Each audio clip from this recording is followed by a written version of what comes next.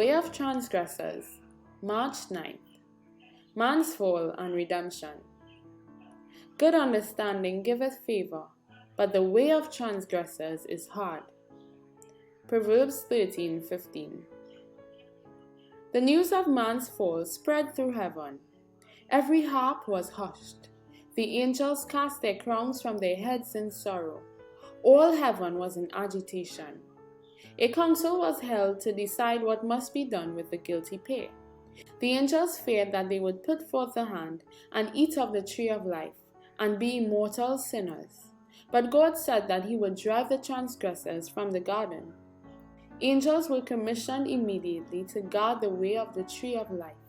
It had been Satan's studied plan that Adam and Eve should disobey God, receive his frown, and then be led on to partake of the tree of life, that they might live forever in sin and disobedience, and thus sin be immortalized.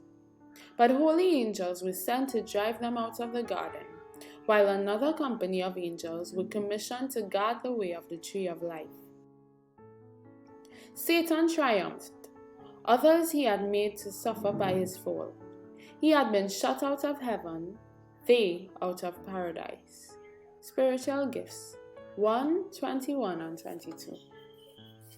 By transgression, Adam lost Eden. By the transgression of God's commandments, man will lose heaven and an eternity of bliss. These are no idle tales, but truth. I ask, on which side are you standing? Testimonies to Ministers and Gospel Workers, 141. It is true that Satan's path is made to appear attractive, but it is all a deception. In the way of evil, there are bitter remorse and cankering care. In the downward road, the gateway may be bright with flowers, but thorns are in the path. The way of transgressors is hard, but wisdom's ways are ways of pleasantness, and all her paths are peace. Proverbs 13:15 and 3:17.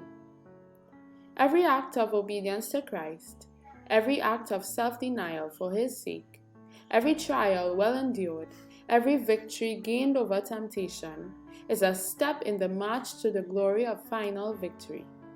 If we take Christ for our guide, he will lead us safely. Thoughts from the Mount of Blessings, 139 and 140. From the Faith I Live By, page 74.